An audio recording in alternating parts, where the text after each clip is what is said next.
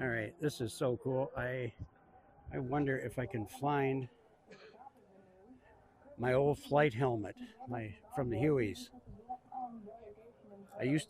I had one, and when I had left it, my flight gear and everything at my folks' house, and my mom threw it away. So I've always wanted to replace it.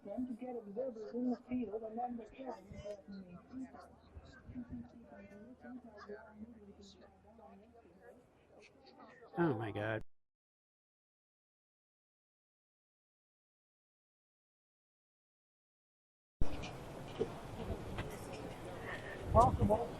Here, look who I found here.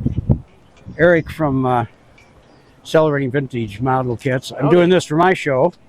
All right. And his dad, John. And I just said, well, I'm going to do a little shot down here and put it on my show, which is not my channel. We have a studio channel that we do Real Talk with Tom and Sherry. Awesome. And so it's like, well, I'm going to come here and let you tell my viewers about your channel. Yeah. And I have a channel that's for vintage model kits, so plastic stuff from the 40s to about, yeah, except when I drop my phone. 80s, and do reviews of kits, tell the histories of the companies, history of the subject matter in some cases if it's obscure, and if I can, research the specific aircraft, by the serial number, the markings, see, what happened to the actual plane. So it's a little bit of history of both kits and, aviation, military, things like that. So, one of the things I appreciate about your channel, and we talked about it before, is, it brings back all the memories of the kits that I built as a kid, and maybe want to revisit them and build them again. Yep. And because God only knows what happened to them when I was a kid. I probably shot him with my BB gun. Yeah. That's one of the common comments from people is, I had that and I blew it up with some, firecrackers. But there's also a lot of guys saying, I built that with my dad or my grandpa. Right. And so it brings back memories, memories, of times with family. Well, some of the ones that you had shown, the older ones, had brought back a memory that my dad brought me that when I was a kid. Yeah. And oh my God, I totally forgot about it until I saw you do it on the show. Yeah. And that was back before, it took me forever to put it together. They look like crap, and you wanted to play with them when you were done. Yep. Never painted them. Yep. Decals upside down, all that stuff, but it was great memories. And I like the history that you put behind the kit and how you research the serial numbers. Yeah. And you bring that story. It's really pretty cool. For me, that's part, why I got into history, why I'm in here. Yeah. Is because of the history behind the model kits. They weren't just toys to me. Right. And so for me, that was important. And hopefully there's other people out there, apparently there are, that are into that as well too. So, it's great sharing it and preserving the history. Well, when I put stuff back out there, and like on my channel, I've started doing a little abbreviated, I made this kit and I'm taking pictures along the way. I'm not patient enough to sit there and like Max and just video my building it. Yeah. I'm sorry, I don't have that patience. Yeah. But I'll do pictures start to end. Yeah. And I'm surprised all the great comments. The one on that FW190 I did from Revell, I put it on TikTok just for the heck of it. Yeah. I got well over 1,000 views just on that, and people like to see that stuff. Yeah. And I think you find out how many more people are out there that do it and just don't say anything about it, and it's giving them a venue to talk about this stuff. Well, people who are into really building model kits, when I was a kid, were the nerds, and wouldn't tell girls that you were building models. And so now that we're all older, we don't care. Yeah, but now when you build them, the girls go, "Oh, that's really cool." Now they're impressed. I know, right? Yeah, it's like what if we only knew then what we know now. Yeah. But yeah, I really enjoy getting back into it and building these old kits again, and I'd rather, for me, I like going back and building the old monograms and the old testers, and that, they're simple, they're not as complex as some of the newer ones, but they were fun. They're fun. Yeah, they're fun builds. Yeah, the last thing I hate like the all the etch parts. Yeah. It's like I don't want to do it. I just want to have fun making a model. I don't want to.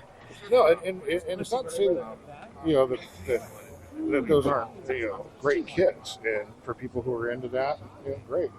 But it's too much for me to spend that. I don't want to spend 6 months on a build. Yeah. No. I want to get it done in a weekend. Well, I'm watching Max make that CH-54 in 1/35th scale, and I'm looking at it and going like, that's really a cool kit. Yeah. But for one thing, where would I put it? Yeah. That's the other challenge too.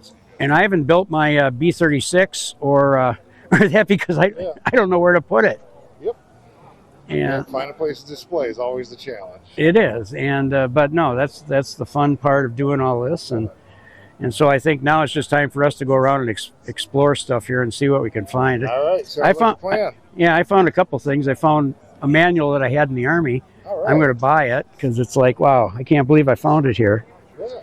And I want to find out where these kids. It's really weird being a Vietnam era vet, seeing these kids wearing Vietnam combat gear. Yeah. It's really kind of like, wow.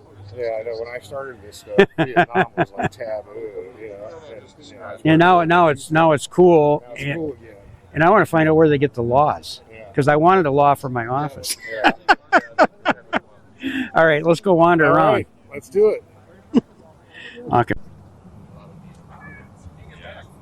Wow, so many original military artifacts here. A few reproductions, but a lot of them are real. And makes me anxious to open up some of my boxes and get some of my stuff displayed again.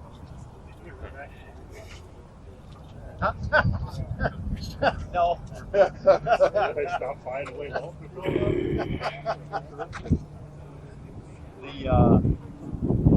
That is so hard to Very find cool. because we just had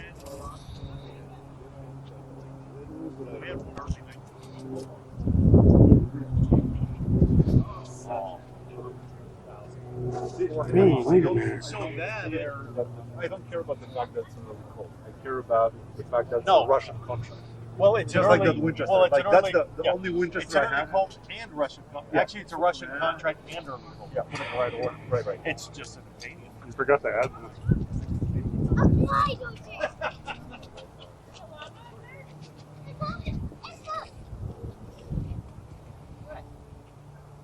Oh, it makes me think some of the stuff I kept I could sell. Oh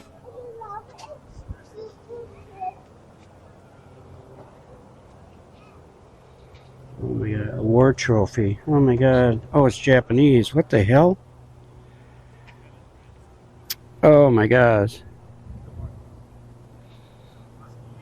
Wow. Kind of expensive paperweight. Very, very cool. I'm just trying to sell. I bought it. No.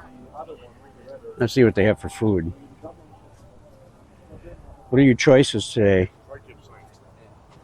Ooh, looks good. Have to be back. Okay, where'd you get the law? Where'd you find the law?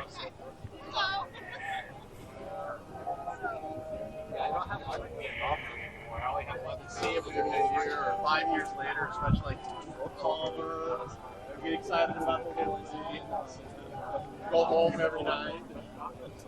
It's kind of weird seeing these kids in our old Vietnam gear. It's really weird. Kind of deja vu.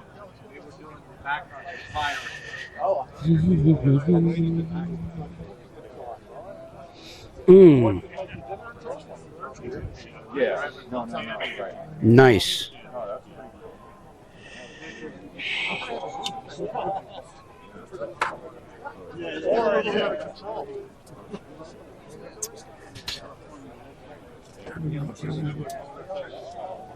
There's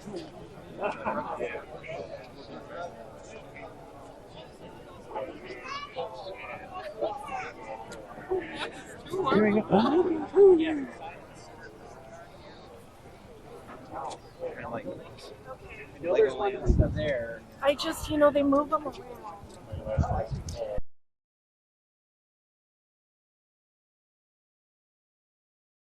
It's a childhood actor in the original Hawaii Five-0. My dad had 40 years in the Army. We just been transferred from Okinawa, Japan, to Oahu. And we're there at the Ilikai, you know, and we've been there for about a week. And I realized, wow, they're shooting an episode of Hawaii Five-0 in the hotel lobby. Oh my God, like I've never seen this kind of. There's Dano, there's McGarrett, there's all the guys. I stood there in amazement, like, wow, these are real actors and they're making Hawaii Five-0. This is cool. For whatever reason, one of the casting people thought I was one of their kids. I'm probably about 10 years old. Mm-hmm. And when I started to leave, you know, I watched them film for maybe, you know, 20, 30 minutes, got bored and walked away. She said, "Oh no, honey, you can't leave." I can't leave? No, you've been established. You can't leave. Well, I don't understand. I'm 10 years old. I got to go back to my mom because she's going to be worried about me. And no, I don't understand what you mean by established. So, let alone that was my first on camera as an actor in Hawaii Five-0. I can see myself in the episode. It's pretty funny, but my mom wasn't too tickled about it when I went back up to the hotel room. Like, where the hell have you been? And I don't believe the story that you're in Hawaii Five-0. You know, try another one, Harlan. But anyway, I mean, I've been in it for a while. I'm a costume designer. I'm a military tech advisor. I specialize in period pieces like Emancipation for Antoine Fuqua, or Midway for Roland Emmerich. You know, I dabble in a little bit of writing. I really enjoy writing. You know, I'm not very good at it, but I enjoy it. That's the important part. And like with the uniforms and equipment, I like to try to get it right. So, you know, no one's on camera in the wrong uniform or with upside down insignia, because nothing's worse, especially for the veterans, for the people that wore those uniforms. It's actually disrespectful to then be represented that way on television or in a movie, and your stuff's all jacked up. So I think as, you know, semi-professionals, be you a costume designer or a, you know, professional costumer, you have to do your due diligence to do your homework, do your research, and try to get all the uniforms and the bits of insignia and everything correct. No, there's really no other way. It's really important. Right, or don't do it. You know, being a veteran in the entertainment industry, that's one of the first things we notice. Yeah. Oh, hell yeah. On set is that your order of precedence on your medals are we know in a second. Yeah, it's like watching the first two seasons of Narcos, and they had that Marine captain in the first two seasons, and his ribbon bar was upside down in every scene that he worked. So it's almost like, did no one in all that time catch that? That like, oh shit, his stuff is upside down. Let's change that before we shoot episode 2. Don't you wonder that? Why no one ever catches it? They never touched it. Either they didn't figure it out, or they didn't care, or they thought, you know, he's already been established, so we have to leave it that way. But man, it just, you can't take those kind of, you know, shows or movies seriously when they don't pay attention to the detail, because detail is everything. Yeah, I did wardrobe on 3 movies, 1 Civil War, 2 Afghanistan, and then 1 World War II stage play. And I made sure the uniforms were all correct. Sure, yeah. It's like, and it was like, I'm not going to let my buddies know that I screwed up on a uniform or a patch. You don't want your name on something that's not right. It's not good. It's like, you know, you gotta have pride in your work, and you know, like with Emancipation, that was for me, for American Civil War, almost a year-long project.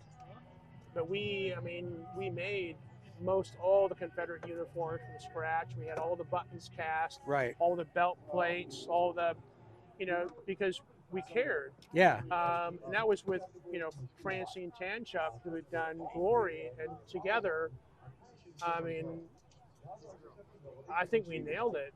I No, think you really did. for our first time, we nailed it. We're really proud of that, even though it's the great Civil War movie that no one will ever see. But Well, it's Emancipation and I think Glory are two of the best Civil War movies for detail. yeah, Attention to detail was really, Yeah. really well done.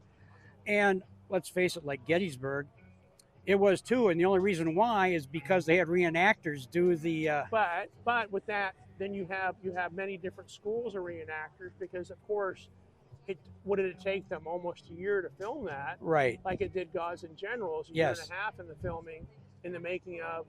That you never know who's going to show up every day. True. So you got your hardcore guys that are literally like time machine perfect, and then you got your other guys that maybe they're not so 100% perfect.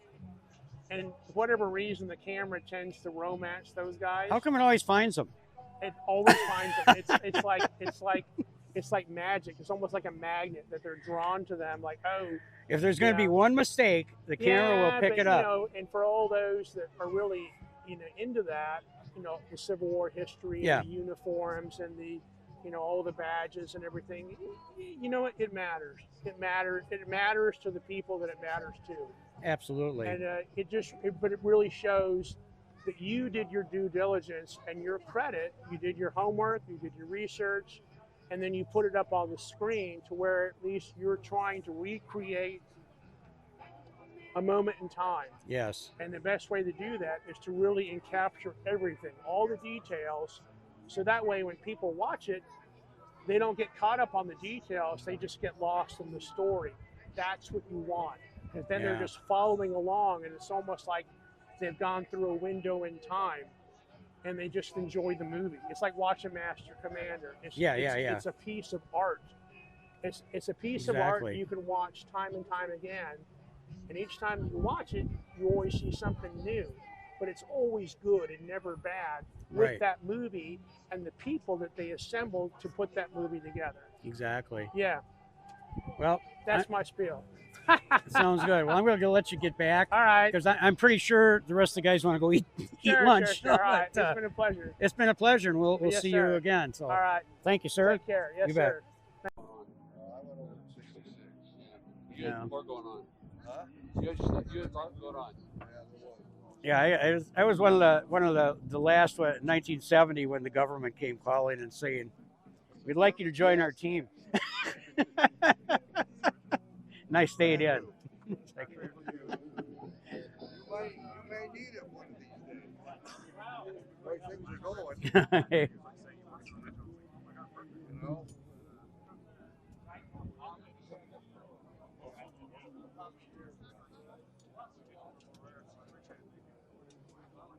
Yeah.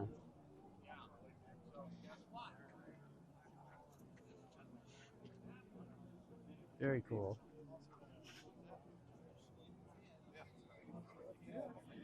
Oh, this is cool.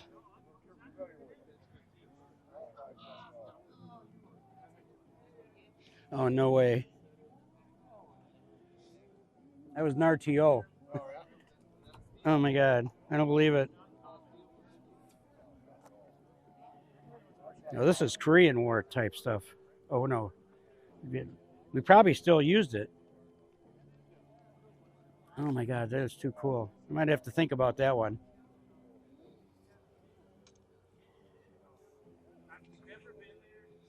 Very, very cool. Is that a gun case? The flag? Oh God, that's awesome. That is really cool. Very nice. Mm-mm-mm.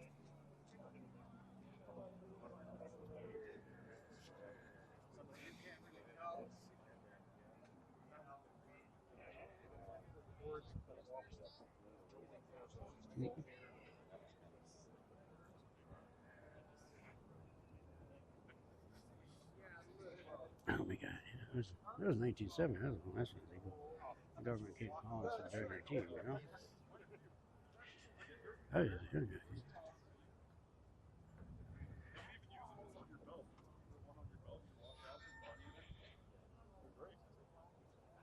Yes, You going to the last show of the month? I will be there. We'll be at Bellflower. I need to find them. They're somewhere. Those are scars. Unit scars. No, that's not. What? Oh. Oh, my God. No. All right, I got to take a pause from this and find Eric.